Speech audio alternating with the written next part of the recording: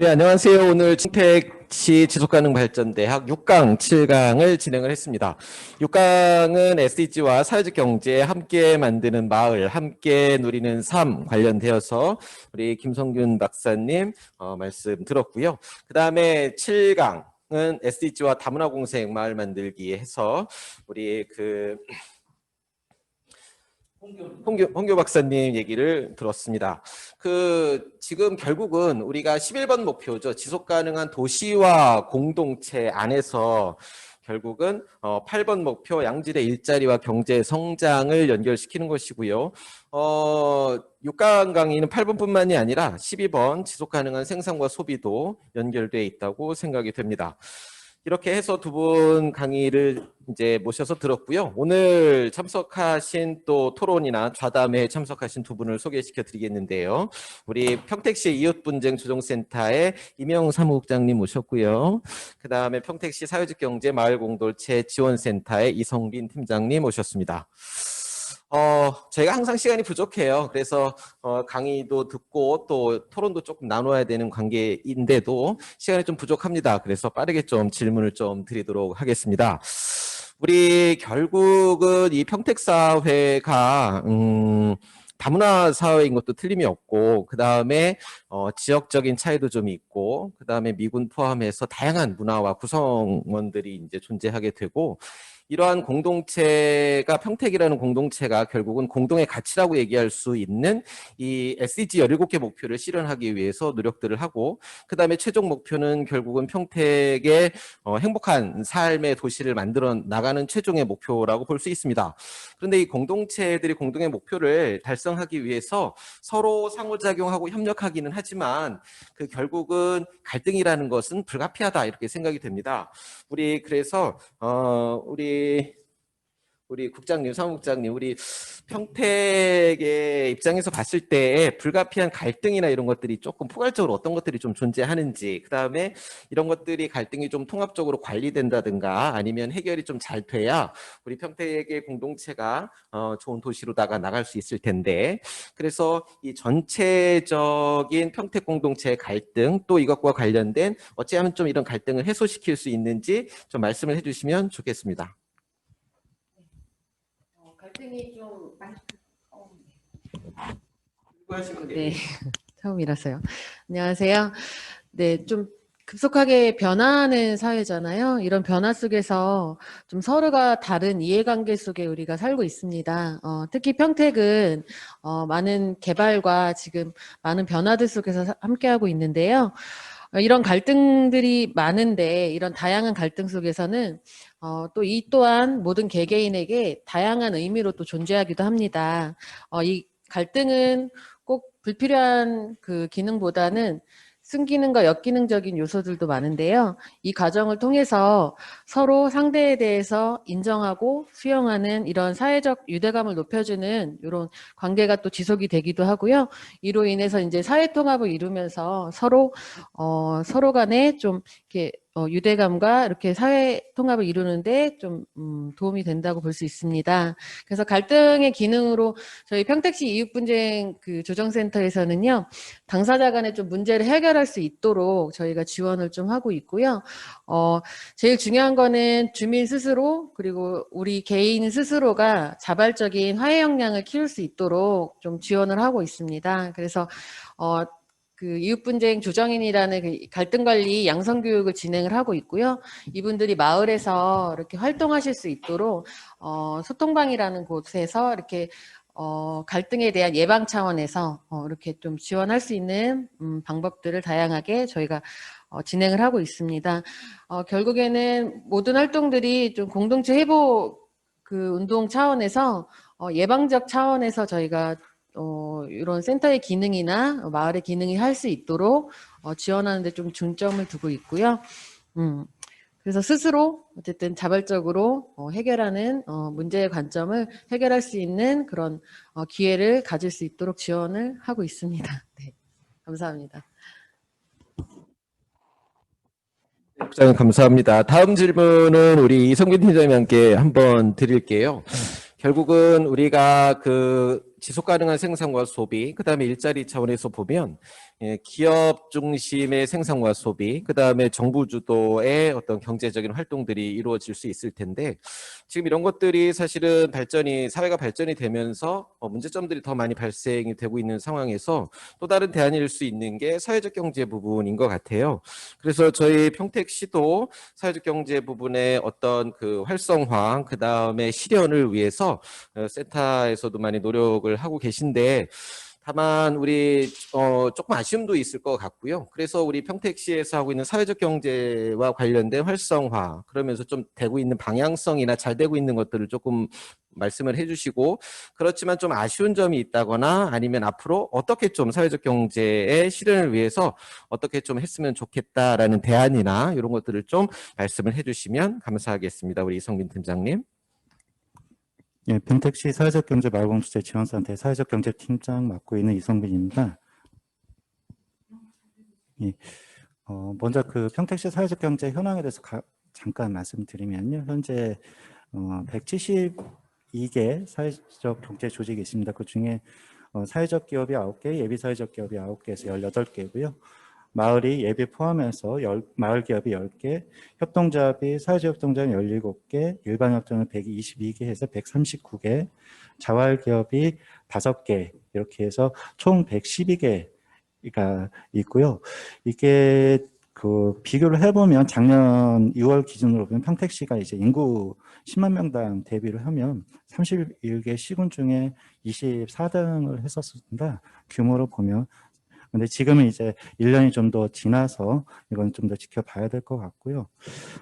일단은 사회적 경제에 관련해서 긍정점을 먼저 말씀드리면 올해 7월에 저희 사회적 경제 주무부서가 일자리 창출과에서 부시장사는 미래 전략관으로 이관이 됐습니다. 이거는 어쨌든 단순히 지금 일자리로서 사회적 경제를 바라본 것뿐만 아니라 시의 이제 전략적 과제로서 좀 삼으려고 하는데, 미래 전략관은 아시겠지만 사회적 경제 마을 공동체, 시민 협치, 지속 가능 발전이 좀 같이 있는 부서인데, 이것이 어쨌든 뭐 시의 전략적 과제로 어떻게 갈지에 대해서는 좀 더 시간이 좀 필요해 보이고요. 또 하나는 저희가 그 평택 협동사회 네트워크 사회적 협동조합이라고 해서 평택에 이제 사회적 경제 조직들이 협의체가 있는데, 여기서 5월 18일자로 저 민간 위탁을 받았습니다. 사경센터를. 그래서 어떻게 보면은 사회적 경제 영역에서의 민간의 협치를 좀 시작하는, 이제 5개월 정도 돼서 시작하는 단계이고요. 그리고 저희가 국가 정책적으로도 사회적 경제를 좀 추진하고 있지만, 평택으로서 보면 이제 52만의 도시인데, 지금까지는 이제 52만 도시 규모에 비해서 사회적 경제가 되게 좀 그렇게 크지는 않았었습니다. 하지만 최근에 이제 다양한 요구들이 오면서 사회적 경제가 좀 성장하는 게 보여지고요. 오늘도 제 사회적 기업 인증 발표가 나는데 2개 기업이 그 인증 발표됐다는 소식을 전했습니다.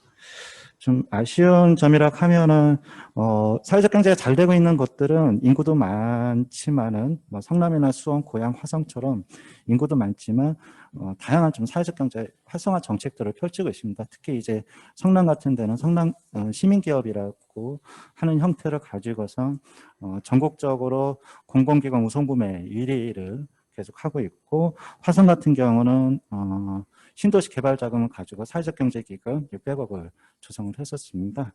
이렇게 이제 잘 되고 규모가 큰 도시들은 좀 적극적으로 활성화하고 있는데, 아직 평택시 같은 경우는 이제 경기도에서도 평균적 사업들을 좀 수행을 하고 있다라고 좀 보여지고 있고요. 그리고 그 수나 그런 것들이 적은 게, 저희가 평택 같은 경우는 아직 이제 협동조합 세대라고 하는 최근 이제 그 만들어진 지 얼마 안 된 그 사회적 경제 조직들이 좀 많다 보니까 이제 지속 가능하고 안정적으로 운영하는 기업들이 좀 더 많아져야 된다는 과제가 좀 있습니다.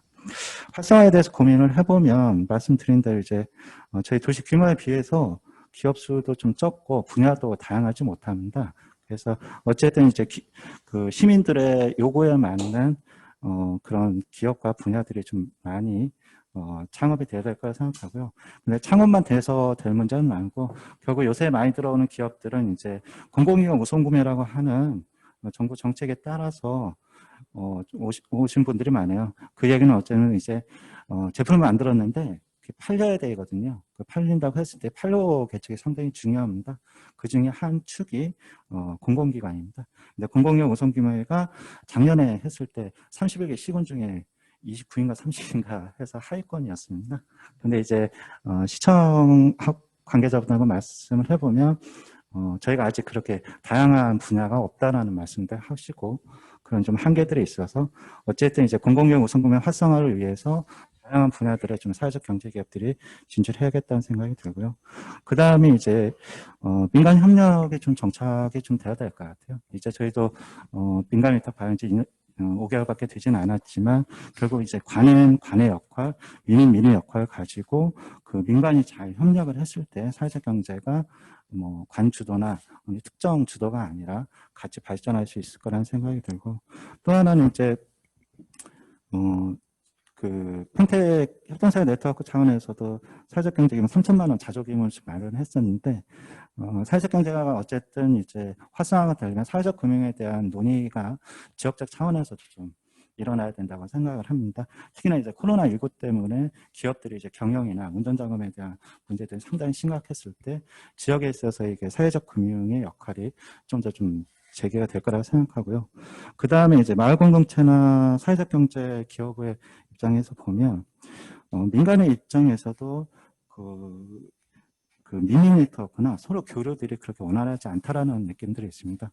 최근에 저희가 시민 아카데미를 통해서 커뮤니티 케어 푸드 플랜 도시재생 영역과 사회적 경제 영역에 대한 그 포럼들을 진행하고 있는데 결국 이제 각 국정 과제나 그 정책들 안에서 마을 공동체가 됐든 사회적 경제 기업 이 플레이어들이 얼마만큼 준비가 되어 있고 서로 교류하고 있는지에 대한 부분들이 그러니까 우리 민간이 얼마만큼 준비가 되어 있는지에 대한 부분이 좀 준비가 되어야 될 것 같다는 말씀을 드리고요. 아까 저희 김성민 박사님 얘기하신 것 중에 그냥 고민이 하나는 SG 8번 목표에 있을 때 모두를 위한 양질의 일자리라고 했을 때 불현듯 드는 거는 지금 이제 사회적 경제 기업이 과연 양질의 일자리인가라고 하는 고민이 좀 많이 드는 발표였던 것 같습니다. 이상입니다. 네, 두 분 우리 국장님, 사무국장님, 팀장님 감사드리고요. 결국은 그러니까 우리가 그 공동체, 평택의 공동체 구성원들이 결국은 화합하고 소통하고 해야 되는 데 있어서 이 갈등을 얼마나 잘 관리하느냐가 우리 좋은 평택 사회를 만들어 나가는데 기본인 것 같습니다. 또한 이제까지 대안일 수 있는 경제활동의 대안일 수 있는 이 사회적 경제 실현을 위해서 저희 평택시도 고민을 하고 하는데 좀 더 머리를 맞대서 좀 그 양적인 성장뿐만이 아니라 질적인 성장을 좀 만들어내는데 두 분 또 좀 많이 그 신경 쓰셔서 도와주시고 그렇게 하시면 좋을 것 같습니다. 그렇게 하고 근데 그렇지만 결국은 제가 얻고자 하는 것은 그래서 어떻게 해야 되겠느냐의 문제인 것 같아요. 그래서 항상 고민을 하시고 마을 공동체와 사회적 경제 부분에서 고민을 하고 계신 우리 김성민 박사님께 그 질문을 하나 드리도록 하겠습니다. 결국은 상호작용이라는 것이 경제활동인 것이고 우리의 삶일 수도 있고 이것이 생산 또는 소비인 것이고 분배인 것이라서 삶의 질과 직접적인 연관이 되는 거라서 결국은 경제활동에 대한 고민들을 많이 해야 되겠는데요. 우리가 지속가능한 지역경제 실현이 사실은 답입니다. 그런데 이게 평택 나름대로의 특수성을 갖고 있는 부분도 있고 과연 이게 사회적 경제를 포함해서 어떻게 하면 좀 포괄적이고 어려운 말씀입니다만 간단하게 핵심적으로 우리가 평택사회가 지속가능한 지역경제 실현을 위해서 어떻게 했으면 좋겠다. 그게 좀 어렵지만 좀 한마디 해주시면 좋겠습니다. 예. 이제 평택 입장에서 얘기하면 저는 현장에 계신 플레이어들한테 이 답을 질문을 하고 답을 얻는 거는 저는 한계가 있다고 봐요. 그러면 이제 지금 상황에서 이런 것들을 아우러내고 견인해내는 그 행정의 가치 또 그 가치에 기반한 프레임 만드는 거 이런 것들이 저는 지금 굉장히 중요하다고 보는데 그래서 그 영국 사례를 잠깐 하나 말씀드리겠습니다. 런던에 가면 이제 한국 관광객들이 많이 가는 게 런던 아이 있잖아요. 이렇게 회전차 타는 거. 그 동네가 램버스구거든요. 그 램버스구의 그 구정 목표 가치가 뭐냐면 협동조합 가치를 실현하는 도시예요. 그렇게 해서 그 가치를 실현하기 위해서 그 램버스구의 행정 조직이 전면 쉽게 얘기하면 조직 진단을 해서 개편을 하는 그 2014년 15년에 있었거든요. 그때 나온 게 이제 뭐 도로 깔고 이런 부서 빼고 실질적으로 이런 사회적 관계망과 커뮤니티에 관련돼서 할 수 있는 조직이 두 개가 나오게 되는데 그게 하나가 지역사회 성장국이고 그게 하나가 지역사회 지원국이 나와요. 그래서 그 안에 면면을 보면 도시재생에 관련된 거, 협동조합에 관련된 거, 사회적 경제에 관련된 거 이런 것들을 견인하는 부서가 만들어지는데 지역사회에서 예를 들어서 협동조합 원리를 가지고 어떤 그 멤버십이 형성이 돼서 시의 어떤 사업이나 이런 것들을 하게 되면 그런 것들을 이제 쉽게 할 수 있는 프로세스를 만들어 놨거든요. 저는 기본적으로 앞으로의 지방자치단체의 과제는 거시경제를 갖고 와서 어떻게 지역의 미션을 관리, 이런 시대는 끝난 것 같고요. 실질적으로 지역사회 주민들과 어떻게 호흡하고 견인할 거냐라고 봤을 때 앞으로 진행될 그 목표의식을 갖는 거는 과거와는 완전히 달라야 된다. 이런 사례는 여기뿐만이 아니라 우리가 한국에서 너무 많이 알고 있는 몬드라고는 1개밖에 안 되고 볼로냐 같은 경우에는 거기 그 이탈리아 볼로냐 같은 경우는 그냥 협동조합 도시라고 이렇게 표현을 하거든요. 근데 경제적으로 보면 이탈리아의 다른 지역에 비해서 볼로냐가 상당히 소득 수준이나 지역 경제 활동이 잘 되고 있는 걸로 통계가 나오고 있기 때문에 이렇게 봤을 때 이거는 내부 순환의 문제와 관련 아까 말씀드린 대로 있기 때문에 지금의 과제는 저는 현장 플레이어들이 할 수 있는 팀장님 말씀하셨지만 한계가 너무 명확해요. 지금 상황에서는. 그러면 국가도 잘 안 되는 게 그런 지역사회에서 이런 것들을 어떻게 치고 나갈까라고 하는 거고 저는 평택 같은 경우에는 이런 인프라를 만드는 아주 적절한 인구 사이즈라고 보거든요. 그래서 앞으로 이제 구정 목표나 이런 것들도 좀 더 전략적으로 사회적 경제에 기반한 가치를 실현할 수 있는 프레임 이후에 작성이 되고 나면 전 건강하게 이런 것들이 돌아가지 않을까 이렇게 생각을 합니다. 네. 박사님 얘기에 완전 공감을 하고요. 그러니까 우리가 지금 결국은 거시경제 차원에서 아까 말씀하셨던 뭐 GNP 수준이나 이렇게 해서 접근을 할 것이 아니고 그다음에 양적인 수치나 지표를 갖고 접근할 것이 아니라 질적인 어떤 성장을 갖다가 만들어내려면 결국은 지역의 특성 을 갖고서 지역에서 할 수 있는 일거리들, 일자리들을 함께 고민을 해야 하는데 그것이 현장의 전문가들 갖고서는 안 된다. 결국은 행정과 기업과 그 시민들이 또는 주민들이 공동체 구성원들이 함께 좀 모여서 우리 지역의 특성을 갖는 제대로 된 어떤 그 마을 경제라고 볼 수 있는 지역 경제를 실현할 수 있는 협력 체계를 만들고 체계적으로 이 내부에서 이 경제가 순환될 수 있는 구조를 만들어내는 것이 필요하겠다. 이제 이런 말씀을 좀 해주신 것 같고요. 정말 100% 공감하는 얘기입니다. 그 다음에 우리 이제 마지막으로 홍교 박사님, 결국은 우리가 SDG 중에서도 지금 목표하고는 아주 직접적인 연관을 갖는 그런 것들은 아닐 수 있어요. 우리가 다문화 공생이라는 것이 그렇지만 우리가 11번 목표 그러니까 지속가능 도시공동체는 결국은 구성원들이 어떻게 협력하고 화합하고 갈등을 조정하느냐가 문제인 것 같습니다. 그런데 아까 말씀드렸다시피 평택은 그 외국인 등록수 뿐만이 아니라 미군까지 포함하게 되면 거의 한 6만 명 정도라고 봐서 52만 정도 기준으로 봤을 때 12% 정도가 차지하게 되는데 그런데 아까 말씀하셨던 대로 5% 정도 이상이 되면 다문화 사회라고 얘기를 하는데 이거는 뭐 2배 이상이 넘어가고 있으니까 우리가 결국은 우리 지속 가능한 마을 공동체 도시 평택시를 실현하기 위해서는 이 다양한 문화 특히나 이제 다 외국에서 외국인에서 외국 문화까지도 같이 이제 흡수를 해야 되는 부분이 있습니다.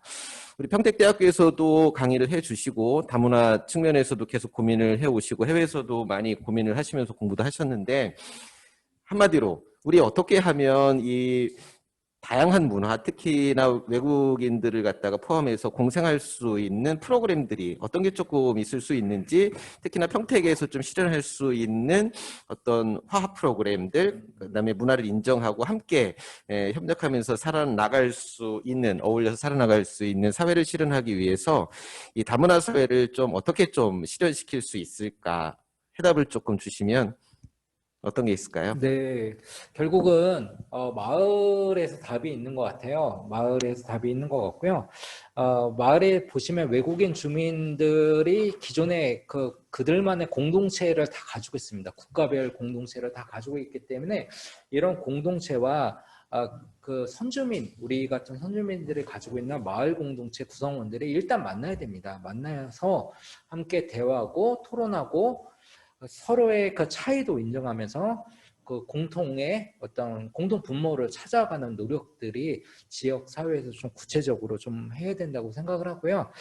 특히 이제 또 결혼 이주 여성 같은 경우는 여기 우리 사회적 경제 마을공동체 지원센터에서 오셨지만 그 결혼 이주 여성에게 특화된 좀 사회적 기업을 좀 많이 만들어서 좀 활성화시킨다거나 이런 식의 노력들 를 했을 때 일단 지역사회의 이런 노력들을 통해서 이주민들의 사회적 자본을 확대했을 때 결국은 문화 다양성도 보장되고 이주민에 대한 차별과 편견을 없앨 수 있다라고 생각을 합니다. 그래서 제가 어떤 분한테 들었는데 필리핀 지역, 평택 지역은 또 미군 기지가 있잖아요. 그래서 어떤 활동가분이 고민하는 게 필리핀 여성 같은 경우는 영어가 좀 언어가 좀 원활하기 때문에 사회적 기업을 만들어서 그 미군 부대에 들어가서 그 미군들의 가정에 어떤 도움을 줄 수 있는 어떤 그런 역할, 도우미 역할을 할 수 있는 그런 일자리도 좀 만들어 나가면 좀 지역 특화적인 좀 사회적 기업이 되지 않을까라는 고민을 하셨는데 그런 고민은 되게 좋은 것 같아요. 일단은 만나서 논의하고 합의점을 만들어야 되고요.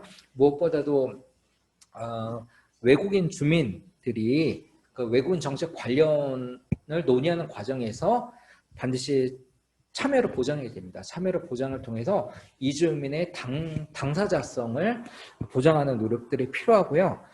좀 더 거시적으로 보면 외국인 주민을 지원하기 위한 평택시만의 다양한 조례들을 많이 만드는 노력들이 필요하고요.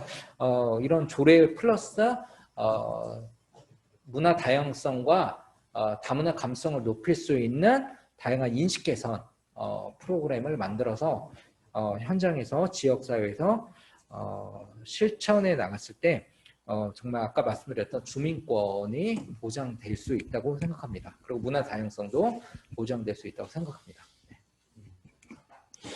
결국은 평택이라는 공동체가 다문화 공생사회로 갈 수밖에 없는 그렇게 실현이 돼 있는 사회라서 결국 다문화를 인정할 수밖에 없는 상황이고요. 그 말씀하신 내용 중에서 특히나 우리가 갖고 있는 그런 어떤 외국인들 다문화를 갖다가 우리 사회적 자본으로서 충분히 인정하고 활용이라고 얘기하기는 좀 그렇지만 함께 윈윈할 수 있는 그런 것들이 만들어질 수 있습니다. 다만 이런 것들이 사회적 자본으로서 역할을 하고 평택의 발전에 이발지하기 위해서는 기본적으로 아직도 조례나 인식개선 프로그램 같은 기본적인 프로그램들도 조금 더 좀 확장되어서 만들어졌으면 좋겠다라는 말씀을 하신 것 같습니다. 결국은 또 우리 또 질문도 한번 받고 해야 되는데요. 가운데 제 모니터 가운데 딱 계신 분이 조님 선생님 듣고 계세요? 저 음소거 좀 해지해 주시고요. 안녕하세요. 안녕하세요, 조님 선생님. 오늘 수업을 어떻게 들으셨는지, 제일 크게 느낀 점은 어떤 건지, 그 다음에 또 혹시 질문이 있으시면 하나 해주셔도 좋고요. 그렇습니다. 저는 지금 신장동 도시재생 현장지원센터에서 활동가 역할을 하고 있습니다. 그래서 오늘 지금 다문화 그 관계에 대해서 주의 있게 들었습니다. 저희 신장동도 역시 미군 부대 주위에 있다 보니까 그런 문제가 지금 많이 처해되는 현실이고요. 저도 아직 지금 풀어야 될 고민이 많습니다. 수업 들으면서 지금 점점 배워나가면서 풀어가고 있습니다. 끝입니까? 네, 감사합니다.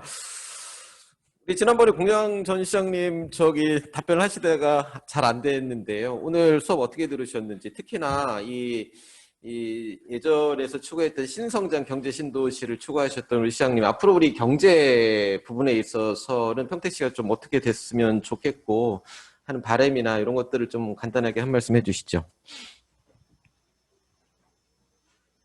음소거 수락하시라고. 음소거를 수락하시면 됩니다. 또 나가시는 거 아니에요?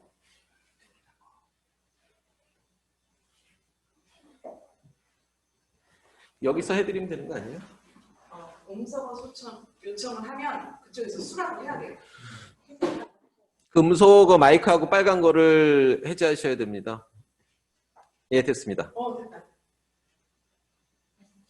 예, 말씀하세요. 마이크가 없으신 것 같아. 내가 볼 때. 쌤 또 안 들립니다. 마이크가 있으신 게 맞습니까? 또 나가셨네요. 마이크가 왜 안 들리지?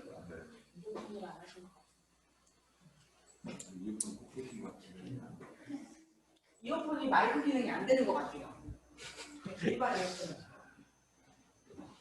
이어폰이 또 마이크 기능이 안 되는 것 같습니다. 마이크 이게 있어야 되거든요. 아, 꼭 들어야 되는 한 말씀을 이렇게 잘 피해 나가시네요, 시장님.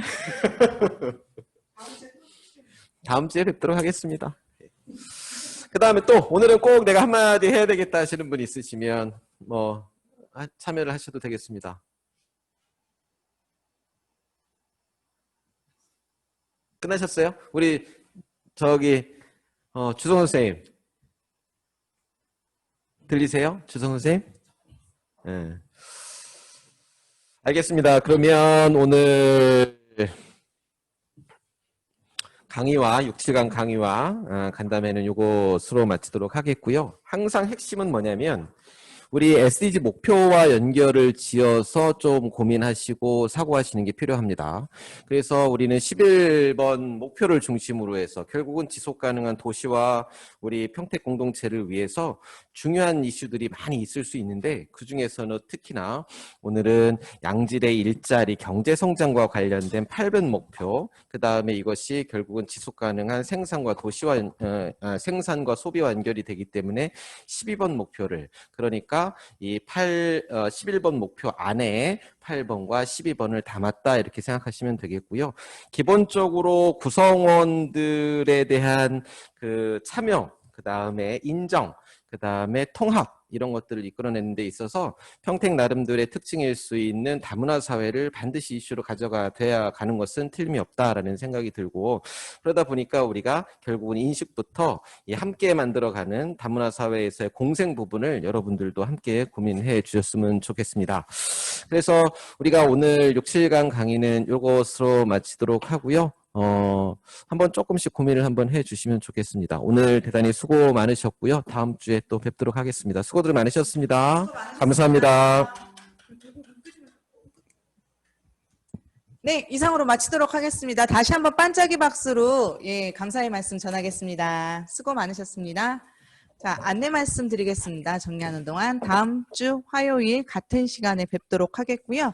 6시 50분에 첫 출석 체크를 하도록 하겠습니다. 그리고 카메라, 그리고 들어오신 분께서는 카메라를 좀 켜주시면 감사하겠습니다. 서로 얼굴도 뵙고 인적 네트워크도 형성하기 위해선 서로의 얼굴을 봤을 때 그때 더 반가울 수 있을 것 같습니다.